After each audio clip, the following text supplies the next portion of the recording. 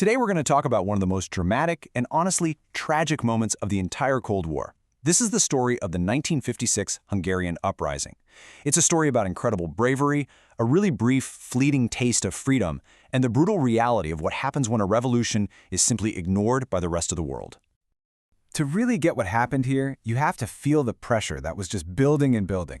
This quote from Laszlo, who was one of the student leaders, it just perfectly captures that suffocating atmosphere. I mean, can you imagine being told every single day that you're thriving, that things have never been better? Well, you can see with your own eyes that everything is falling apart. That feeling, that simmering frustration, that was the fuel for the fire. So, how did it even get to this point? Well, after World War II, Hungary found itself occupied by the Soviet Union. And, that occupation, it never really ended. It just sort of morphed into this total, suffocating domination. And this slide, wow, it really lays out how complete that control was. This wasn't just, some soldiers on the street. The Soviet Union completely dismantled Hungarian politics. They siphoned off the country's resources, we're talking coal, oil, even wheat, and shipped it all back to Russia. They even controlled what kids could be taught in schools. It was just total subjugation.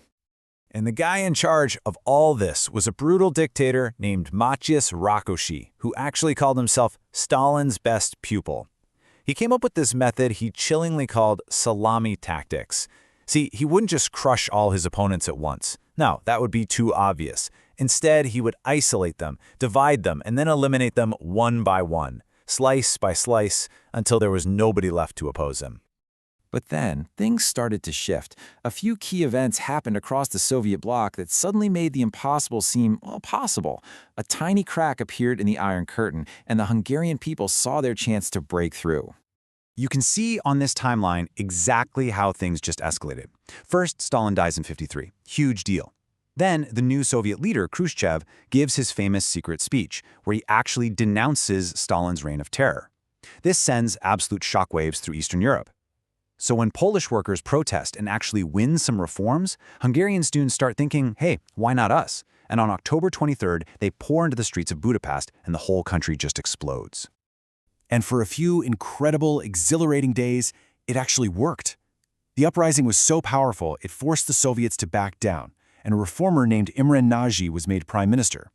For just a moment, it really felt like Hungary was free. And Nagy, he did not hold back. He immediately laid out this radical new plan for Hungary.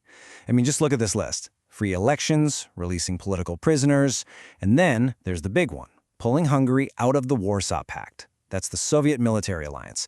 He was basically trying to tell the USSR, we're leaving.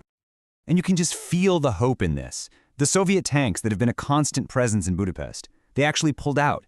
Can you imagine the euphoria in the streets? After years of oppression, the very symbol of that oppression was just gone. It must have felt like a dream come true. But of course, the dream was very short-lived. Back in Moscow, Khrushchev decided Nagy had gone way too far. If Hungary was allowed to just walk away from the Warsaw Pact, who would be next? Poland? Czechoslovakia? Fearing his whole empire in Eastern Europe would collapse, he made a fateful and brutal decision. On November 4th, the Soviets came back. And this time, they came back with everything they had. This comparison, it just shows you how completely hopeless the fight was. You had students and workers, many of them with practically no weapons, going up against the full might of the Red Army. 200,000 soldiers and 6,000 tanks rolled in to crush the rebellion. As the city was being torn apart, the rebels sent out these desperate pleas for help over the radio. This broadcast it's absolutely heartbreaking. Our ship is sinking. Help us. They truly believed the West, which had been broadcasting messages of freedom for years, would come to their aid, but no one came. And that right there brings us to the agonizing question at the very heart of this story. As Soviet tanks were literally grinding Hungarian democracy into the dust, why did the world, and especially the United States, do nothing? For years, American-funded radio had been broadcasting messages of liberation into Eastern Europe, basically encouraging people to rise up. The Hungarians felt like they'd been promised support. So, what happened? Where was the West?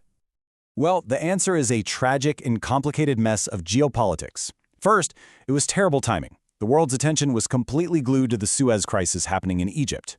Second, America's official policy was containment. stopping communism from spreading, not liberating countries that were already under Soviet control. And finally, and this is the most important reason, was the terrifying reality of the nuclear age. President Eisenhower himself explained the cold, hard calculation. To intervene in Hungary, a landlocked country deep behind the Iron Curtain, would have meant going to war with the Soviet Union. And in 1956, a war between the superpowers meant one thing and one thing only: nuclear annihilation. The risk was just considered too great. So the rebellion was brutally crushed. That brief, beautiful dream of freedom ended in an absolute nightmare of repression, and it sent a chilling message across the entire Soviet bloc. The human cost was just staggering.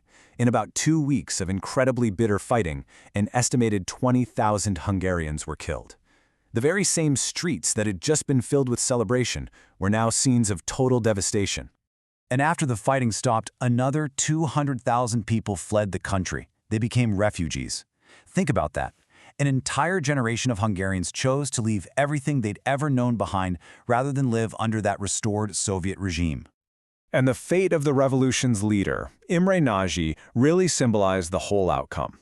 He was captured, he was put on a secret trial, and 2 years later he was executed. The man who had embodied Hungary's hope was silenced, permanently. And Khrushchev made the lesson crystal clear. He said Nagy's execution was a warning, a lesson, to any other country in the Eastern Bloc that might even think about defying Moscow. The message couldn't be clearer. There are limits to your freedom, and we will kill to enforce them. The Hungarian Uprising is this incredible testament to the human desire for freedom. But it's also a really brutal lesson in the cold realities of power. And it leaves us with this haunting question that still echoes today. What is the price of a revolution that the world decides to ignore?